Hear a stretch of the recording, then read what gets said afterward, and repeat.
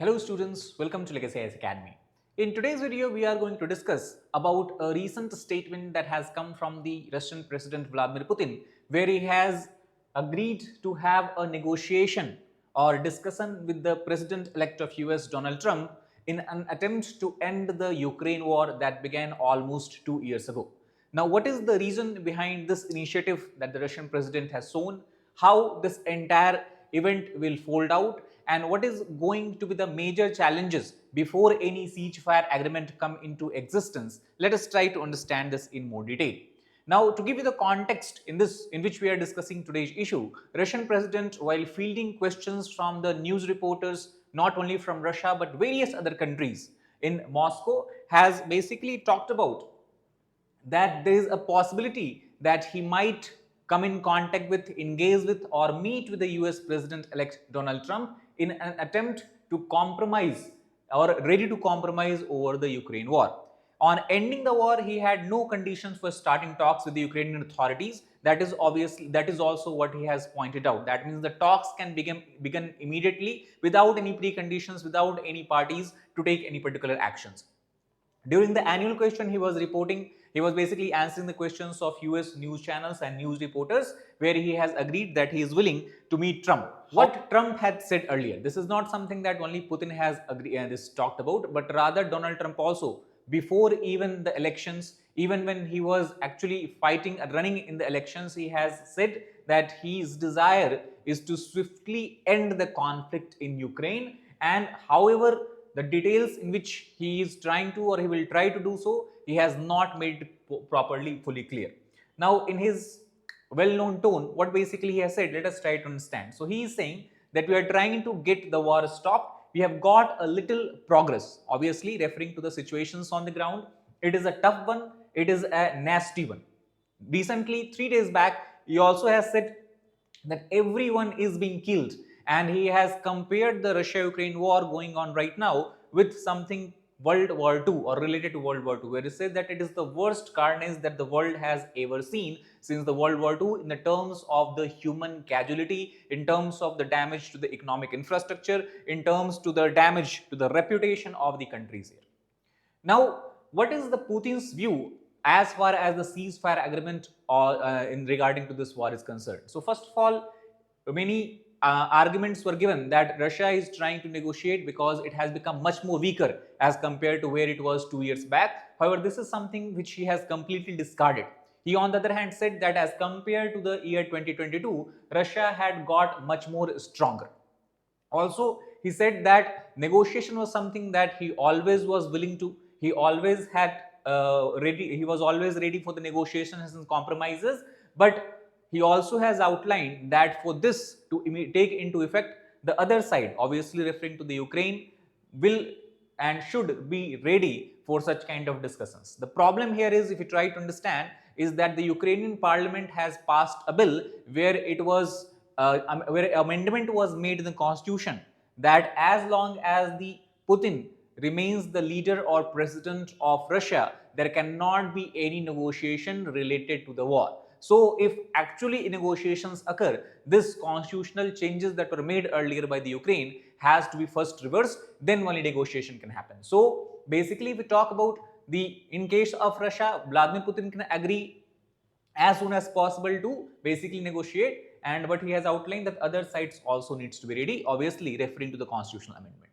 Now, if we talk about the compromises and negotiations, he has outlined that there are 3 points around which the negotiations should take place. First of all, the ceasefire deal should be signed with Trump or with the mediation of US President Trump. Second, he also said that in the negotiation, Russia is not willing to partake with the territories that it has captured during the war. So there is no major territorial concessions that Russia will agree upon. And third, from the Ukrainian side, what Russia wants is that it should abandon its dream of joining the NATO. NATO is the North Atlantic Treaty Organization, the military alliance that the US, basically US, Canada and North America has with the other European countries. Now, if we talk about the negotiations, the other problem is that Putin believes that who is the legitimate negotiator as far as the Ukraine is concerned. So he has outlined that currently, if we talk about in Ukraine, due to the war, martial law is implemented. And as we know, if the martial law is in implementation, the president cannot be changed because the elections cannot take place. So first point he has mentioned that first the election has to take place in Ukraine, and then the Ukrainian people will select new leader, and basically he is willing to negotiate with the new leadership because he believes that the president of Ukraine, that is Vladimir Zelensky, his term has already expired. Second, he also said that if we talk about the nature of negotiation, there cannot be any temporary truce, there cannot be any temporary peace or ceasefire. Rather, he is willing to have a long-lasting peace deal or peace agreement with the Ukraine. And in this respect, he said that the actual negotiation should be done by the Parliament of Ukraine, that is called as Verkhovna Rada. So that is the other point he has clearly outlined. Now the question comes that why Russia and the Russian president has agreed upon to have a negotiation, which was something they were not talking about 1 year or 2 years back. So several reasons can be outlined behind this. First of all, due to the ongoing protracted nature of war, Russian economy has faced a lot of losses and devastating blow. For example, many foreign investment, many foreign tourists who were coming to Russia, that has basically shrunk down. If we talk about the Russian ruble, which is the national currency of Russia, before the war, if you look, its value was hovering somewhere about between 78 to 80, and today it has stood, as compared to US dollar, its value has rose to 104. So that obviously has created another problem for the Russian economy. Third point to talk about, that Russia is dealing with a high rate of inflation, generally in the basic goods. And also, if we try to understand, the other major problem is, if you look at the GDP growth rate, in the last year itself, Russia has witnessed a negative GDP growth rate. So all these problems, if it persists, he believes that the Russian people will have to face much more harder times ahead that can increase his unpopularity among the people. And since he wants to ensure that there is no threat to his throne or there is no threat to his presidency, he thinks that it is good time now, especially after the US elections, when Donald Trump also is willing to end this war, to come on the negotiating table. So that is how we can understand. Second, also this is something we can understand, that due to the protracted ongoing war, the casualty rate from both sides have been very, very high. As per the report published from the Russian side, it is believed that minimum 100 to 120,000 soldiers have been killed, and over 300,000 soldiers have been decapitated or have lost limbs or have what you can call as are injured severely. So this also is a blow to the youth population of Russia, because we already know that Russia is having a problem of declining population due to low fertility rate. So obviously these kind of problems will create problems for the future generations as well. And last, we can say, if you look at the major goal that the Russia outlined during the beginning of war, was to topple the current regime led by the Volodymyr Zelensky and to capture Kyiv and reinstate the government that is more favorable to Russia or pro-Russia in nature. And that time you have the Viktor Yanukovych, who was believed to be the person who Russia wanted to take charge once they are able to capture the Kyiv. But this program has failed, and in near future it does not seem even possible that Russia can topple and take Kyiv, due to obviously the large scale support Ukraine has received in the terms of arms, ammunitions, missiles from the Western alliances and Western countries. So all this collectively might have caused him to reconsider his position and come on the negotiating table. Now, he also outlined that as far as the negotiation is concerned, the beginning of negotiation should be by looking at the Istanbul Agreement that was signed between Russia and Ukraine with the mediation of Turkey in the Antalya region of Turkey. And Istanbul Agreement has several salient features. The agreement was already, we can say, the communique was already accepted by both the countries, but due to the unraveling of Bucha massacre, where a lot of civilians were killed by the Russian forces, that was, we can say, that was kind of sidelined. So again, this is something on which the future agreement and negotiations can basically, countries can agree upon. That is what it desires. Now, what Ukrainian government thinks about this? Now, many of the prominent political leaders from Ukraine believe that negotiating with Russia, especially when it has acquired almost 20% of Ukrainian territories, is something which is akin to capitulation, that is accepting the defeat, and it would neuter Ukraine's military and political ambitions, rather either for joining the NATO as a military alliance or for joining the European Union as an economic and political alliance. So many prominent politicians are against such kind of negotiation. Now, to understand that how, since the war, the control over the Ukrainian territory have changed, let us try to look at these four maps.